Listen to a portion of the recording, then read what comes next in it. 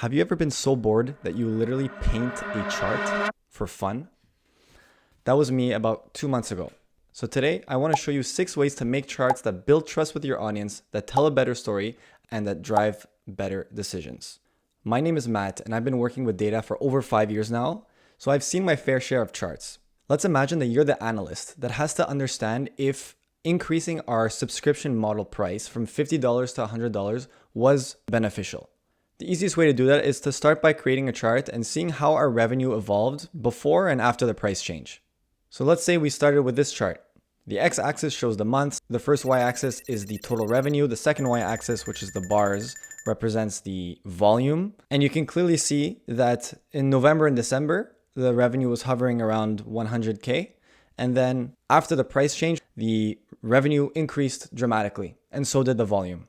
This is our base example. Looking at the chart the way that it is right now, there are a lot of ways to improve it, which brings me to number 1. You absolutely need a clear message. As the analyst or as the person producing this chart, we need to understand what message are we trying to convey. It's super tempting to want to put as much as possible on these charts, but if it's not serving towards that main message, it needs to be deleted.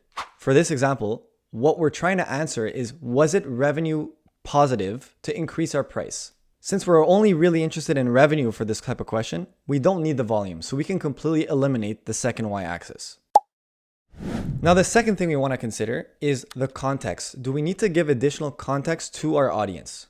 In the world of charts, that could mean bringing in information on what happened last year, or what happened before a price change, or bringing in benchmark industry information. For our example, one of the ways we can bring in more context is to bring in the seasonal impact, and we can do that by showing what the results were last year. And once you do that here, you do see that there already was a jump in the revenue around this November, December time, which was likely a seasonal factor. This is already giving us a better sense of understanding how much of that price increase in the current year, November, was beneficial or not. On top of just bringing in the last year line, we can also bring in a vertical line that shows us when the price change actually happened.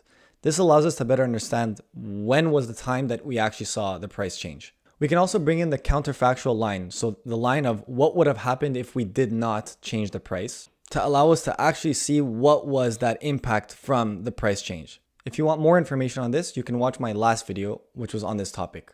The third thing is pretty simple: label everything properly. You want to make sure that people that weren't fully paying attention at one point in your presentation, if they just decide to turn back on right now, they can right away understand what's going on. Make sure you give it a bit of thought when you're thinking about labeling these axes instead of just giving them generic terms. For example, in ours, initially we wrote sales on the y-axis, but that's a little bit generic. Let's call it total subscription revenue, since we're looking at subscription revenue as opposed to our total sales. And in this case, we can put months for the x-axis.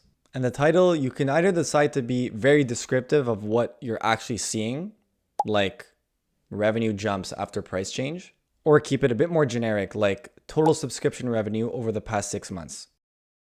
This fourth one, I see it way too often, and even though some people will disagree with me, I completely disagree with them for this one. I'm a firm believer that the y-axis should always start at 0.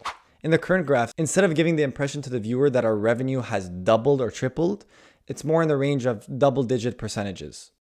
If you absolutely have to cut the y-axis and start at a value that is not 0, make sure to make that as clear as possible, whether in your speech when you're talking or putting a little asterisk on the bottom. Now, the fifth tip maybe doesn't seem that interesting or that important, but it can make or break an entire chart.